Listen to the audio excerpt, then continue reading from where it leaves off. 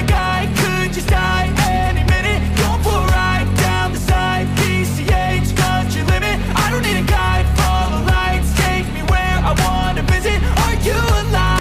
Hello kala M1 Das, Fit YT, Vivian Munoz Mayo, at George Managelod from Echage Isabela. Salamat sa inyong suporta mga kaprakti. Sa video ito ay tatalakayin natin ang madalas na itanong ng mga baguhan sa gym. Kung ilang beses ba dapat i-train ang bawat muscle group sa loob ng isang linggo. Sa mga di nakakaalam, ang muscle group na tinatawag ay ito rin yung muscle part ng katawan natin. Halimbawa, ang chest ay isang muscle group. Muscle group din ang tawag sa back. At legs, shoulder, triceps, biceps, lahat yan muscle group ang tawag sa kanila. Balikan natin yung tanong kanina. Halimbawa sa chest, ilang beses mo ba dapat ibuhat ito sa loob ng isang linggo upang maging mabilis ang paglaki nito? Una, ipapaliwanag ko lang sa inyo, lalo na sa mga baguhan at wala pang masyadong alam tungkol sa paglaki ng muscle.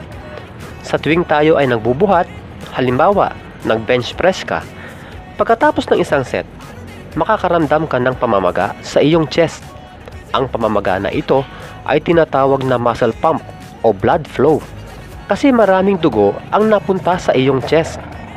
Ang muscle pump na ito ay ang pagkakaroon mo rin ng muscle tissue o fiber damage. Ibig sabihin, nasira yung muscle tissue ng iyong chest. Kaya kailangan mahilom ito o ma-repair. Ngayon, paano ito mare-repair? Ang katawan natin din mismo ang magre-repair nito sa pamamagitan ng pagtulog o pagpapahinga. Ibig sabihin ng pahinga, hindi mo muna ito ibubuhat o hindi ka muna mag-e-exercise sa chest ng ilang araw upang ma-repair ang nasabing muscle tissue damage ng iyong chest. Ang prosesong ito ay ang tinatawag na muscle recovery. Ang muscle recovery ng isang tao, minsan ay nakadepende ito sa kanyang body type.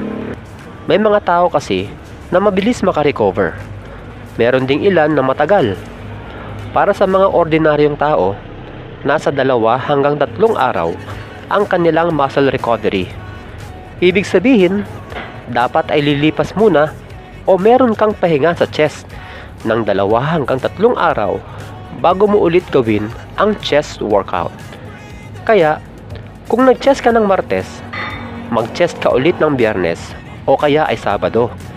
Sa ganitong paraan, may sapat na panahon ang iyong muscle na ma-repair ang muscle tissue na nasira mula sa iyong pagbubuhat. Kaya mali yung isipan ng ilan na para daw madaling lumaki ang muscle, ay dapat daw i-workout ito ng madalas o mag-chest ka daw dapat ng araw-araw.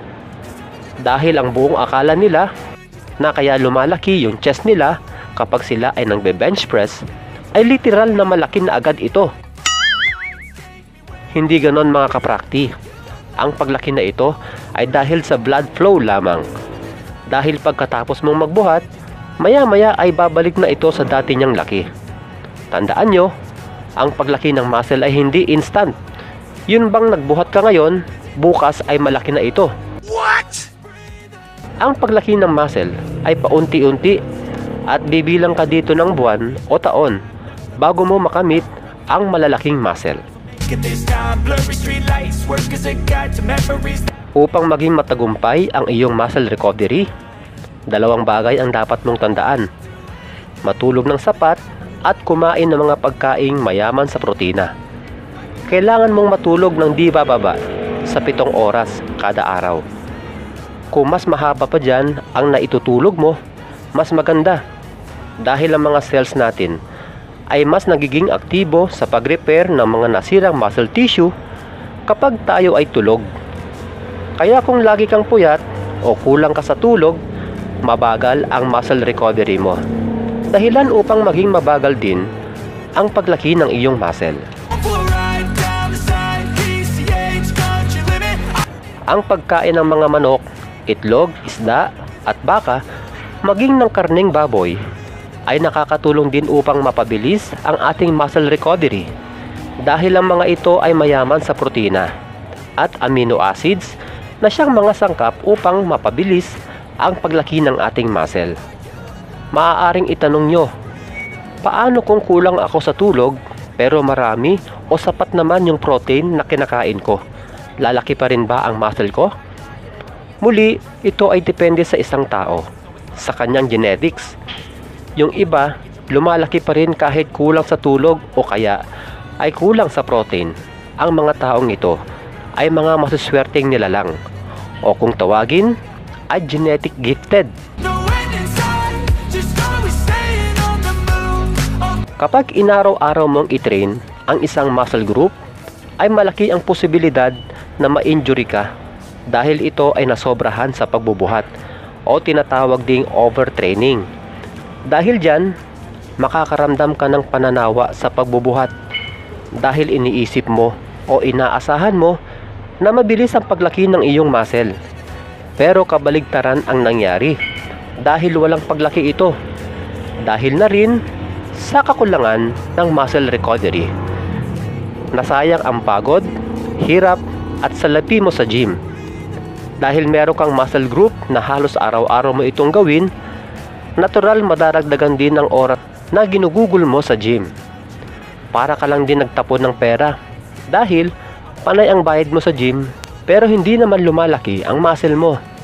Ang daming nasayang talaga.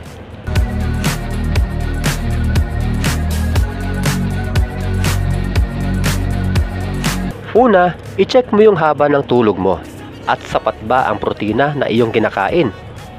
Kung tama naman yan, baka naman mali ang form mo o hindi mo nagagawa yung proper form ng isang exercise.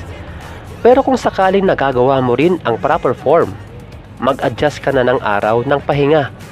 Maaaring gawin mo itong 4 na araw na pahinga o kaya ay 5 kung di pa rin uubra. Dahil gaya ng nasabi ko, magkakaiba tayo ng katawan. Kaya ikaw mismo ang maghanap kung saan hiyang ang katawan mo. Nagustuhan mo ba itong tinalakay natin? Huwag kalimutan mag-subscribe, like, and share. At pakiclick mo yung notification bell upang lagi kang updated sa aking mga videos.